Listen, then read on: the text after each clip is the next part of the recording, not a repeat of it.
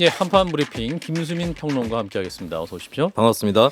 자, 오늘 아침 이제 김승희 보건복지부 장관 후보자의 낙마, 그리고 박순애 교육부 장관의 임명, 그리고 송영열 공정거래위원장 후보자의 과거 성희롱 전력 등으로 그 현 정부 장관 인사에 대한 이제 논란이 뜨거웠었는데 출근길에 대통령이 입장을 밝혔습니다. 네, 부실 인사와 검증 실패 지적이 있다라고 하는 취재진 질문에 대해서 윤석열 대통령은 전 정권에서 지명된 장관 중에 그렇게 훌륭한 사람을 봤느냐라고 반문을 했습니다. 예. 윤 대통령은 인사는 결국 대통령이 책임을 지는 것이라는 취재진의 말에 그렇다라고 하면서 반복되는 문제들이 사전에 검증 가능한 것들이 많았다는 지적에 대해서는 다른 정권 때하고 한번 비교를 해보라. 사람 자질이나 이런 것을이라고 반박을 했습니다. 예. 평소에 윤 대통령은 취재진 질문이 끊길 때는 더 없습니까? 질문을 유도하고는 했었는데요. 예. 오늘은 대통령은 이제 이 대답을 끝으로 해서 도어 스태핑을 마쳤는데 지난 23차례의 도어 스태핑 가운데서 가장 짧은 시간이었습니다. 기분이 별로 안 좋으셨군요. 라고 추리할 수 있습니까? 일단은 좀 뭐 이렇게 길게 끌지 않고 그냥 이제 뒤돌아서 가는 그런 모습이 나타났습니다. 그렇군요. 오늘 이제 새로운 경찰청장 후보자 인선도 있었는데 윤익은 경찰청 차장이 지명이 됐어요. 네, 오늘 국가경찰위원회가 임시회의를 열어서 임명 제청에 대해서 동의를 했습니다. 이상민 행정안전부 장관은 브리핑을 열어서 윤 후보자는 정보, 경비, 자치경찰 관련 업무 등의 풍부한 경력과 업무 능력을 바탕으로 신망이 두텁다라고 하면서 적임자로 판단한 사유를 밝혔습니다. 예. 이상민 장관이 제청을 하게 되면 국회 인사청문회를 거쳐서 윤석열 대통령이 최종 임명하는 절차를 밟게 되는데요. 예. 오늘 지명된 윤익은 후보자는 지난해 치안감으로 승진했다가 반년도 되기 전에 치안 정감으로 승진을 해서 경찰청 차장이 되었고 한 달도 지나지 않아서 경찰청장으로 직행하는 초고속 승진을 밟게 됩니다. 차장 된 지 한 달도 안 돼서 청장이 됐다. 네, 그렇습니다. 그렇군요. 자, 일단은 대통령의 출근길 관련 발언부터 짚어보죠. 신 작가님이 오프닝도 말씀하셨는데 어떻게 들으셨어요? 이게 좀 거기서 자신이 하는 일의 성격을 좀 분명히 아셨으면 좋겠거든요. 기자들과 거기서 기자들이 질문한다는 것은 음. 야당이 하는 비난이 아니에요. 국민들이 하는 질타 또는 국민들이 하는 질문이거든요. 그렇게 생각해야 됩니다. 대답도 국민을 향한 대답이신 거죠? 그러니까 국민들을 그러니까 그렇게 대답을 하게 되면 결국 국민들은 어떻게 대답하면 우리가 이렇게 질문했는데 이렇게 대답하네 이렇게 판단한다라는 거예요. 예. 그러니까 항상 야당을 상대하듯이 이렇게 말씀하시거든요. 그거 굉장히 안 좋은 버릇입니다. 저는 그 도어 스태핑 자체는 굉장히 훌륭하다고 보거든요. 이게 좀 정착했으면 되겠는데 문제는 뭐냐면 이분이 후보 시절부터 그 잦은 말 실수를 계속하지 예. 않습니까? 이게 보통은 나오게 되면은 뻔하잖아요. 그날의 현안이라는 게 뻔하고 사실 기자들이 할 질문이라는 것도 뻔하거든요. 예. 그럼 어느 질문이 나올지 좀 예상하고 그것에 대해서 좀 정치적으로 올바르면서 동시에 국민들을 납득시킬 수 있는 대답이 뭔가 좀 고민하고 나오셨으면 좋겠거든요. 예. 보면은 거의 뭐 임기응변으로 대답하시는 것 같아요. 이런 방식이라면 사실 도어 스태핑이 오히려 그 지지율을 올리는 데 도움이 되는 게 아니라 떨어뜨리는 데 도움이 되고 예. 이 제도가 오히려 더 큰 그 쓸데없는 정치적 분란만 낳을 수가 있거든요. 그래서 예. 잘 고려를 좀 하셨으면 좋겠습니다. 네, 김상현 소장님은? 지금 진 작가님이 지적하신 부분을 그대로 말해주는 게 이번에 그 박순애 장관 임명하면서 하신 말씀이죠. 야당과 언론의 공격을 받느라 고생했다. 그러니까 이제 언론이 도어 스태핑에 나와서 하는 질문도 대통령에게 지금 공격으로 들리시는 게 아닌가. 그러니까 야당과 함께하는 그러니까 지금 박순애 장관 후보자 같은 경우는 음주운전 0.251 이거 문제 있는 거 아니냐? 왜 선고 유예 판결 나왔냐? 이런 이제 당연한 질문들. 그리고 공격이라고 하면 최소한 청문회는 열고 청문회장에서 뭐 누가 고성이라도 질렀으면 모르겠는데 예. 당연히 궁금한 것들 야당이 문제 제기하고 언론이 받아쓰는 것을 지금 공격이라고 대통령 보고 있기 때문에 그래서 오늘과 같은 좀 예민한 반응이 나온 것이 아닌가 생각이 들고요. 또 전 하나 그러니까 그렇게 훌륭한 사람 봤느냐, 사람 자질이나 이런 것들 한번 비교해 보라 이런 말씀의 이면에는 그러니까 관료에 대한 편협한 사랑 이거 좀 진짜 버려야 됩니다. 아니 그런 제도가 좋을 것 같았으면 과거 시험 보는 조선 시대에 살지. 지금 제도가 이렇게 바뀌고 민주주의가 만들어진 것은 관료만 가지고 이 나라를 운영할 수 없다라는 결론에 이미 많은 나라들이 도달한 것이거든요. 예. 그래서 국회에서 사람도 뽑고 이 선거를 통해서 심판도 하고 또 행정고시나 이런 것들을 통해서 관료들 뽑아서 이것들이 적절하게 서로 힘의 균형을 이뤄가면서 해야 되는데 지금 윤석열 대통령 입장에서는 서울대의 명문과 나와서 고시 붙은 분들 위주로 해서 계속 구성을 하시다 보니까 훌륭한 사람 자질이나 이런 것을 비교해봐라. 옛날하고 비교할 수 없다는 말씀은 전 그런 좀 그러니까 본인은 자신감일 텐데 국민들도 그렇게 느끼실지 조금 태도를 바꾸시는 게 좋지 않을까 싶네요. 네. 자, 김수인 평론가는? 네. 지금 또 이렇게 되면서 좀 궁금한 사항으로 떠오르는 게 예. 참모들은 어떤 역할을 하느냐. 도어 스태핑 이 할 때. 문제거든요. 오늘도 이제 권성동 원내대표도 이건 도어 스태핑이라기보다는 이번 나토 정상회담 일정 중에 B컷 그러니까 사진 논란 관련한 예. 부분에 대해서 얘기한 거긴 한데 참모들이 좀 잘못하는 거 아니냐 이 얘기를 이제 권성동 원내대표도 했습니다. 예. 근데 중요한 부분은 보통 이제 정권 초기고 이런 상황에서 대통령에 대해서 어느 정도 기대를 가져주거나 아니면 조금 뭐 부정평가하는 것이 있어도 좀 봐주는 문화가 또 있잖아요. 그런 예. 상황에서 이제 참모들이 호명이 되는 건데 이제 참모에 대한 비판이나 질책 이것도 대통령의 쪽에서 먼저 들어야 된다. 그러니까 이것은 나에 대한 질책이다라고 하는 예, 그런 것까지 좀 감안을 해야 될 것 같습니다. 예.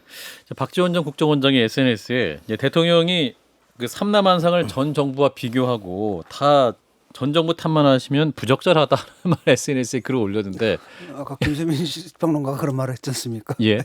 아니 방송 전 전에 정권도 전 정권 탓했다. 예, 제가 조금 우려스러운 거는 나무할 것이다. 예, 이것을 예. 계속 이제 진행하다 보면 예. 뭐 또 기자 질문이 전 정부 탓을 한다는 비판이 있다라는 질문을 하게 됐을 때 행여나 윤 대통령이 문재인 정부도 전 정권을 정부도 전 정부 탓했습니다. 이렇게 하면 굉장히 예, 사태가 꼬이게 된다라고 하는 거. 네.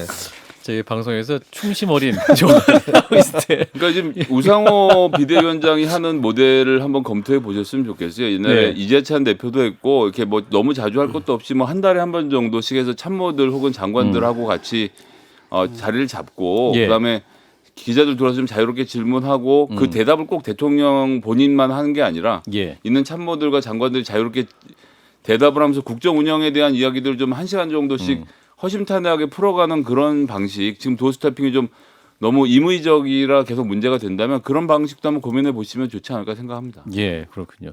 저는 일단은 대통령이 일반 서민들이랑 똑같이 직장 생활하듯이 출퇴근하는 모습이 저는 되게 친감 있게 느껴지더라고요. 그래서 그런 부분 긍정적인 면도 있는데 좀 보완할 건 좀 보완하면서. 약간 그 생각을 해야 되는 겁니다. 이 모든 것은 국민과 대화를 하고 있다. 이 기본 마인드를 가지면 되거든요. 예. 근데 딱 보면 기자들 딱 보면 저놈은 우리 편들이 아니고 나를 공격하는 언론이고 이렇게 생각을 하면 싸움을 걸게 되거든요. 예. 그 마인드부터 바꿔야 됩니다. 좀 있으면 언론 개혁하시겠네요.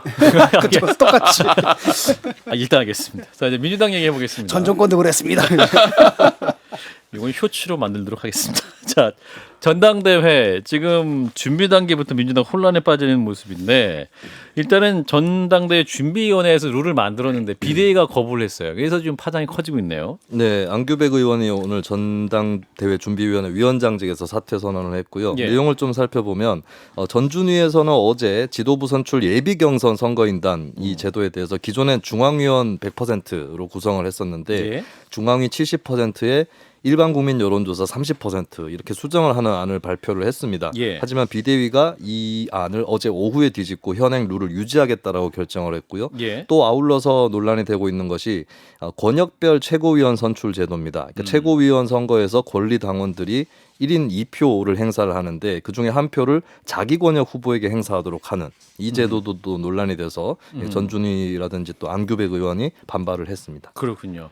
그래서 이제 일부 민주당 의원들이 이러한 결정에 대해서 비대위 결정을 비판하는 기자회견까지 했는데 친명계, 친이재명계 의원들이 또 다수 참여했군요. 네, 이 기자회견에 명의를 올린 의원은 총 38명이었고요. 이 예. 중에서 정성호 의원이라든지 김남국 의원, 이재명 의원의 측근으로 꼽히는 의원들도 포함이 돼 있었습니다. 예. 정청래, 김용민, 뭐 장경태 의원 등등 또 기자회견에 참석을 했는데요. 예. 충분한 논의 없이 졸속 의결한 비대위 결정에 대해서 규탄을 하면서 전당원 투표를 요구를 했습니다. 이들이 지적한 것도 두 가지 사항이었는데 예비 경선에 여론조사를 반영하지 않기로 한 것에 대해서는 당내 기득권 세력의 의지가 담긴 후보들만을 투표에 붙이게 되는 문제를 지속하게 된다라고 비판을 했고요. 예. 또 최고위원 경선에서 1인 2표 중에 한 표를 그 권역 출신 후보에게 행사하게 한 이 결정에 대해서는 당원 투표권의 제한이고 강제이기 때문에 절차적 민주주의 위반이다라고 규정했습니다. 예. 자, 여기서 더불어민주당 이용우 비대위 위원을 연결을 해서 이 전준 위원장 사퇴를 둘러싼 당내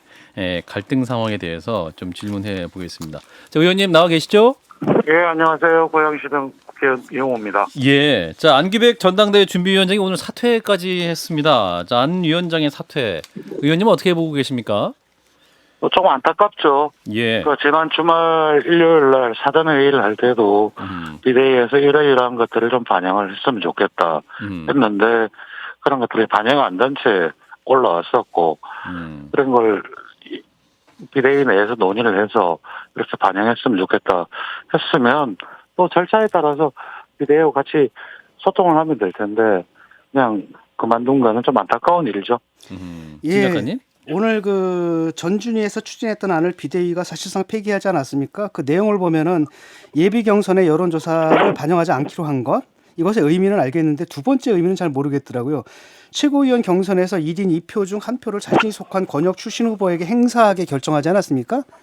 이렇게 한 그 이유가 뭐라고 합니까? 그쪽에서는?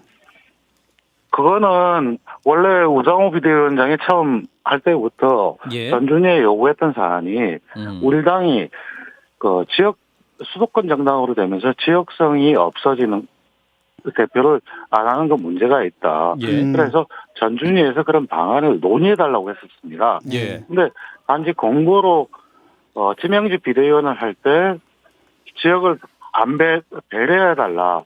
또 공고로 한다고 하면 실제로 그렇게 안 되는 상황에서 그 비대위에서 요청을 한 거에 대해서 크게 논의를 하지 않았기 때문에 아하. 비대위에서 처음 이야기할 때부터 이런 사안에 대해서는 좀 심각하게 고민을 해야 되고 전국 정당으로서 특히 수권 정당이 되려고 한다면 어떤 부분을 배려해야 되고 할 부분이 있다. 그런 생각을 했었는데 그런 것들이 안 나왔기 때문에 사실 비대위 차원에서도 그 처음 이야기 나왔을 때 고민을 많이 했던 것이죠. 그럼 노력도 하지 않은 채 수도권 정당만 된다는 것은 우리 당으로서 문제가 있다는 문제의식의 발로였다고 생각합니다. 예, 전준위에서 그러니까 그걸 안 받아줘서 비대위에서 이걸 왜 고려 안 했냐고 그냥 비대위에서 넣으신 거잖아요. 예, 그렇습니다. 예, 그럼 이게 어떻게 최종 결정이 되는 겁니까? 그러면 이제 당무위에서 승인을 하면 당무에서 추인하면 끝나는 일입니다. 그렇군요. 근데 이제 여론조사 비중이 있지 않습니까, 의원님? 예. 이제 국민의힘 같은 경우도 1차 경선할 때 보면 여론조사 50% 비중을 하면서 전반적인 당대표 경선 흐름은 국민 여론 많이 받는 건데 지금 이제 그거를 전준위에서는 넣자고 더 늘리자고 한 건데 비대위에서 거부한 거잖아요. 사실은 보면 본 경선에서 실제로 이제 여론조사 비중을 늘렸죠. 그러니까 당신과 민심의 괴리를 이야기한 겁니다. 예. 근데 예비 경선의 경우에는 예. 기존 안은 중앙대의원에서 결정하는 거였는데 예. 거기에다가 이제 여론조사 비중을 30% 새로 넣는 건 새로운 안입니다. 예. 근데 그 새로운 안일 때는 그 확실한 이유가 있어야 됩니다. 근데 예를 들면 최고위원 같은 경우에 8명을 컷오프 해가지고 올리게 되는데 그렇게 되면 한 10명 이상이 나왔을 때 8명입니다. 예. 근데 10몇 이상일 때 그 사람들을 국민 여론조사를 했을 때 과연 국민들이 그 의원들이라든지 나오려고 하는 사람 잘 알 수 있을까. 그리고 그걸 하게 되면 10명 이상이 하게 되면 아마도 7, 8%, 10%, 10몇 % 이럴 겁니다. 그걸 30% 줄이게 되면 변별력이 거의 없는 상태인데 예. 그걸 국민 여론을 반영한다는 명분하에서 한다고 한들 거의 의미가 없는 숫자가 나올 수 있다. 그리고 우리 당의 중앙대의원이 국회의원과 지역위원장, 시도지사, 시군구청 이런 사람들입니다. 예. 민심을 가장 많이 알고 그 사람들이 하는데 그 자율적 의사결정에도 상당히 존중을 해야 된다. 이런 부분이 감안돼서 됐던 거고 또 하나는 이제 이런 게 있습니다. 지금 그 후보들이 출마 선언을 하고 있습니다. 예. 하고 있을 때 기존 안에서 룰을 변경했을 때 주자들 간에 유불리가 나오게 됩니다. 예. 그렇게 되면 더 큰 혼란이 생길 수가 있기 때문에 예. 확실한 명분이 없는 상태 속에서 기존대로 가는 게 맞다. 이런 차원에서 결정을 한 겁니다. 예. 근데 오늘 이재명계 의원들이 또 반박 기자회견을 한 거는 들으셨을 것 같은데 이제 비대위 안대로 이제 가면 이게 뭐랄까 이재명 후보마저 컷오프 될 수도 있다 이렇게까지 주장을 합니다. 아니 우리 당의 중앙대의원들을 누구 한 사람의 지시에 의해서 예. 어떻게 움직이는 사람으로 본다는 자체가 상당히 극단적인 발상이고요. 예.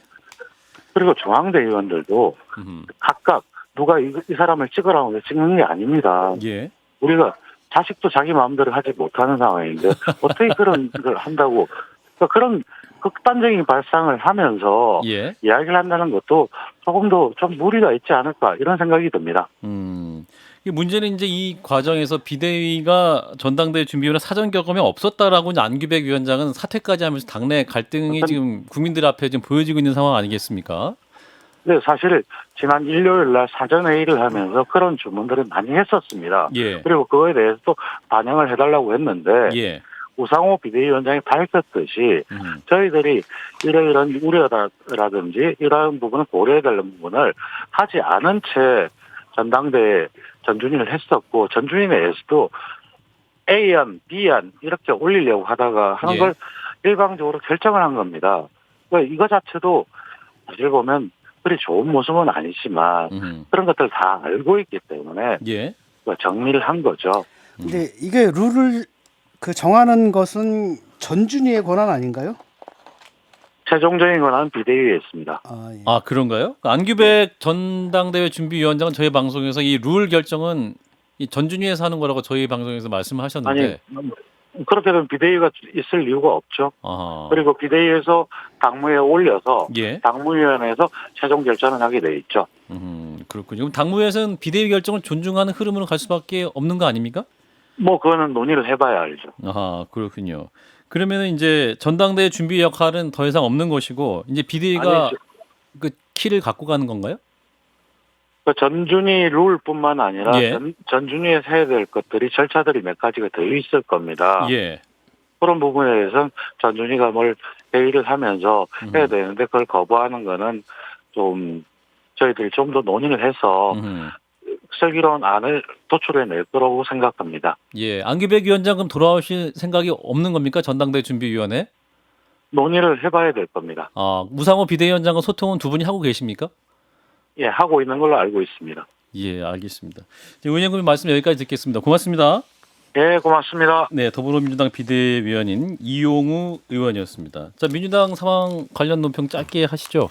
자, 김성희 소장님부터. 저는 일단 그 전 최고위원을 권역별로 한 사람씩 투표하게 한 거는 너무 이상해요. 그러니까 아하. 예를 들어서 중앙위원회 여론조사 30% 넣는 것은 30% 여론조사 넣는 게 더 맞다고 생각은 하는데 예. 우상호 위원장의 말처럼 여론조사가 30% 넣는데 10명이 나가서 뭐 한 8, 9씩 해먹는 그러니까 잘 나가는 상황에선 그다지 큰 변별력이 없다는 없다. 말씀도 뭐 아예 없는 얘기는 아니라서 그건 억지로라도 이해가 되는데 예. 그런데 이해를 하려고 노력하면 예, 된다. 이해를 하려고 노력할 수 있는데 그건 물론 그렇지만 흐름 자체는 뭐 이 여론조사 들어가는 게 맞겠지만요. 예. 그런데 권역별로 한다라고 하는 것은 예를 들면 호남이 35%고 영남이 9%거든요. 예. 그러니까 영남 단일 후보, 호남 단일 후보가 나오면 호남은 일단 35%를 가져가고 시작하는 이상한 그림이 되는 거예요. 수도권은 단일 후보가 나오기 상대적으로 어렵겠지만 예. 그러니까 물론 단일 후보가 나온다는 전제하에서 그렇긴 하지만 하여튼 이런 룰 세팅이 이상하게 되면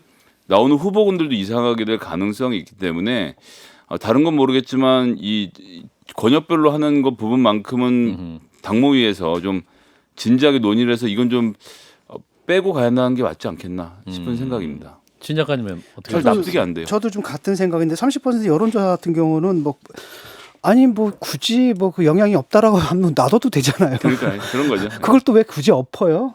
그래서 그거 지금 하고 두 번째는 확실하게 이게 좀 투표권을 제한하는 측면이 분명히 좀 있어 보이거든요. 이런 이런 입법적 논의를 한편은? 충돌이 예. 아니라 이건 분명히 이제 문제가 있다라고 전달을 해서 다시 논의를 하게 한다라든지 이런 모양새를 좀 갖췄으면 좋겠는데 이게 충돌하는 사태가 났고 그 다음에 이제 전준희 위원장이 사퇴를 하는 좀 뭐랄까 별로 바람직하지 않은 못한 상황까지 왔지 않습니까? 예. 내부 커뮤니케이션에 좀 문제가 있었던 것 같아요. 예. 자, 이 가운데 이제 박지원 전 비대위원장 출마에 이제 관심을 모아졌었는데 비대위에서 안 된다. 뭐 이렇게 얘기를 했죠. 근데 또 박지원 전 비대위원장은 등록하겠다. 이렇게 입장 나오고 있네요. 이거 어떻게 봐야 됩니까? 네, SNS를 통해서 피선거권이 있다고 주장을 박지원 전 위원장이 하고 있는데요. 예. 지난 4월에 비대위원장 선출 때에 중앙위원회 투표를 거쳐서 비대위원장이 선출됐기 때문에 그것을 피선거권이 생겼다라고 그렇게 본인은 규정을 하고 있는 것입니다. 그러면서 이미 부여된 것이 있다가 없어질 수 있는 것이냐, 피선거권을 한시적으로 적용한다는 규정도 없었다라고 하면서 결국에 당의 유권 해석을 촉구하면서 다른 언급이 없으면 후보를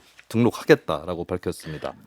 등록 안 받아줄 수도 있는 거 아니에요? 등록을 네, 그렇죠. 예, 원서를 갖고 갔다. 네네. 근데 본인은 이제 안 된다라고 인정하고 뭐 등록 절차 자체를 포기하기보다는 그냥 등록을 일단 하러 내겠다. 가겠다. 등록 예, 원서를 관련 서류를 내겠다. 내겠다라고 한 것이죠. 그렇군요.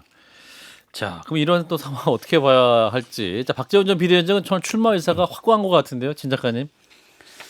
그 출마하겠다는데 그걸 왜 막아요? 그냥 하게 해도 큰 지장이 없을 것 같거든요. 대세에 예. 큰 변화가 생길 것 같지 않은데 지금 모양새가 좀 이상해졌지 않습니까? 예. 비대위까지 하고 그다음에 대선에서 나름대로 혁혁한 공을 세웠는데 예. 뭐 출마하겠다고 하는데 그 당에서 아예 그 원천봉쇄한 꼴이 돼버렸단 말이죠.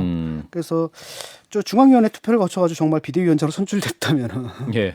투표권이 있는 거 아니냐, 피투표권이 있는 거 아니냐, 피선거권이 있는 거 아니냐라는 말도 굉장히 좀 타당한 부분이 있거든요. 예. 그래서 당에서 한번 유권 해석을 받았으면 좋겠고 전향적으로 좀 처리했으면 좋겠습니다. 특히 젊은 지금 안타까운 게 뭐냐면 국힘도 그렇고 민주당도 그렇고 선거 때는 2030에 어필하기 위해서 그 2030에 젊은이들 잔뜩 데려다 썼잖아요. 그렇죠. 선거 끝난 다음에 어떻게 됐습니까, 다들 다 찬밥이에요. 그러니까 이것을 좀 상징적으로 보여준 사태인 것 같아가지고 좀 마음이 좀 안 좋습니다. 김성애 소장님은? 어쨌든 박지원 비대위원장은 최근에 일련의 뭐 여러 가지 사건들로 인해서 인지도도 그렇고 본인의 정치력을 또 보여주는 기회가 됐던 것 같기도 합니다. 이제 여기에 플러스 애당심을 집어넣어서 이 문제를 좀 슬기롭게 잘 해결하고 예. 민주당의 정치적 자원으로 어떻게 하면 살아남을 수 있을 것인가에 대해서 좀 더 많은 고민을 해보셨으면 좋겠습니다. 아니 설사 피투표권, 피선거권이 없다 하더라도 만들어서라도 줬어야 될 것 같거든요, 나는. 근데 비대위는 특별한 사유를 발견하지 못했다고 얘기한 거죠? 네, 그렇습니다.